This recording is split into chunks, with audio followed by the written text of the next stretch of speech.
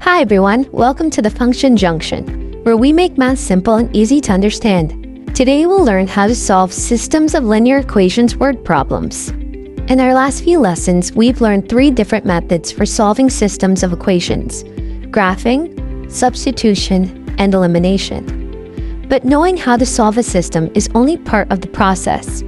One of the biggest challenges students face is being given a word problem and figuring out how to turn all of that information into 2 equations. That's what we're going to focus on today. We're going to go through several systems of equations word problems step by step.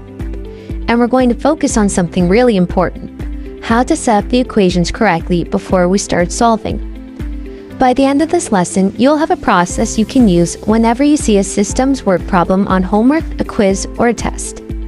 Let's start with the big picture. When you solve a regular system like 2x plus y equals 10 and x minus y equals 2, the equations are already given to you. A word problem is different. The equations aren't sitting there waiting for you. You have to create them. That means there are really 2 different skills involved. First, you have to translate the information in the problem into equations.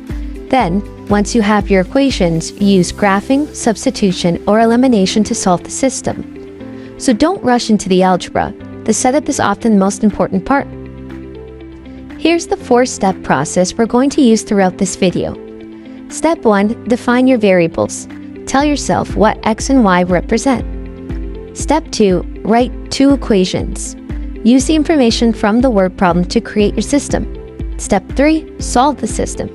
This is where you can use substitution, elimination, or graphing. And finally, step 4, answer the actual question. The last step is easy to forget. Your answer might be x and y, but the problem may only be asking for one of them. Let's see how this works with our first example. Example 1. A school sold 120 tickets to a school play.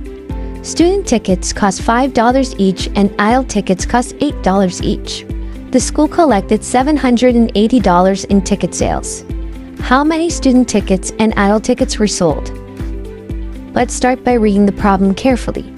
We know that there were 120 tickets sold altogether. We also know that student tickets cost $5 and adult tickets cost $8. And the total amount collected was $780. We're looking for 2 unknown quantities: the number of student tickets and the number of adult tickets. Let's move to step 1, define the variables.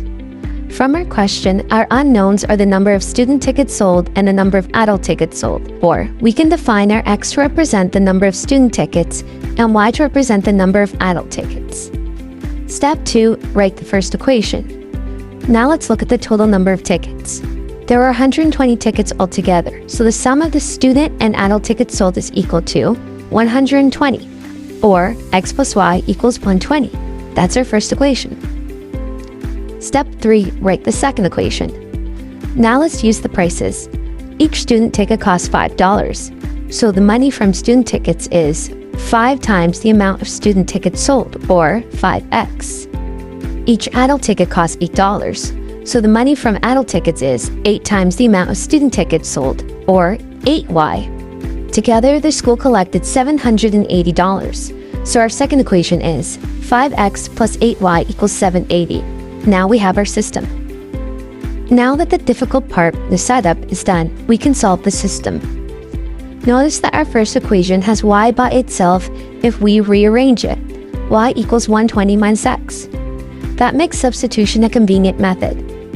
Using substitution, we plug 120 minus x into our second equation and we get 5x plus 8 times 120 minus x equals 780. Distribute the equation to get 5x plus 960 minus 8x equals 780. We combine like terms, which leaves us with negative 3x plus 960 equals 780. Subtract 960 from each side and then divide by negative 3 from each side, which leaves us with a value of 60 for x. So there will be 60 students' tickets sold. Now we find y. Plugging in x equals 60 into our first equation that we rearranged, we get y equals 120 minus 60, giving us y equal to 60. So there was also 60 adult tickets sold. Step 5, check our answer. Let's make sure our answer makes sense. We said there were 60 student tickets and 60 adult tickets. Do they add up to 120? 60 plus 60 equals 120. Our left side equals our right side, so yes. Now we check the money. Plugging our answers into our equation, we got 60 times 5 plus 60 times 8 equals 300 plus 480, which equals 780. Again, our left side equals our right side, therefore we are right. So our answer is 60 student tickets and 60 adult tickets. Here's an important lesson from this example. Don't immediately start looking for numbers to put into equations. First, ask yourself, what are my unknowns? Once you've identified what x and y represent, the equations become much easier to build. This is one of the biggest habits you can develop for solving word problems. Let's move on to our second example. A store wants to mix two types of nuts. One type costs $4 per pound and another costs $7 per pound. The store wants to create 10 pounds of a mixture worth $52. How many pounds of each type of nut should be used? Let's start by reading the problem carefully. We know that there are two types of nuts in the mixture. We also know that the first nut costs $4 per pound and the second costs $7 per pound, and the total weight is 10 pounds. The final cost is $52. We're looking for two unknown quantities. How many pounds of the first nut are in the mixture and how many pounds of the second nut are in the mixture? Step 1. Define the variables. From our question, our unknowns are the number of pounds of the first nut in the mixture and how many pounds of the second nut are in the mixture. We can define our x to represent the weight of the first nut and y to represent the weight of the second nut. Step 2. Write the first equation. Now let's look at the total number of pounds in the mixture. There were 10 pounds altogether. So the sum of the weight of the first nut and the second nut is equal to 10. Or we can write it as x plus y is equal to 10. That's our first equation. Step 3. Write the second equation. Now let's use the prices. The first nut costs $4 per pound, so the money from the total amount of the first nut is 4 times the amount of pounds used in the mixture, or 4 times x. The second nut costs $7 per pound, so the money from the total amount of the second nut is 7 times the amount of pounds used in the mixture, or 7 times y. Together the mixture costs $52, so our second equation is 4x plus 7y is equal to 52. Now we have our system. Let's use elimination to solve this one. To do so, we first have to set up the equation so that one variable can be eliminated. We can multiply our first equation by -4 so that our x variables cancel out. Our new equation becomes -4x minus 4y is equal to -40. We can now add the two equations together and our x variables cancel out each other, leaving us with 3y is equal to 12. We divide by 3 on each side to get y is equal to 4. We can now plug in our value for y into our original first equation to get x plus 4 is equal to 10. Subtract by 4 from each side to get x is equal to 6. So the store needs 6 pounds of the $4 nuts and 4 pounds of the $7 nuts. Our last step is to check our answer. Do we have 10 pounds? Let's see.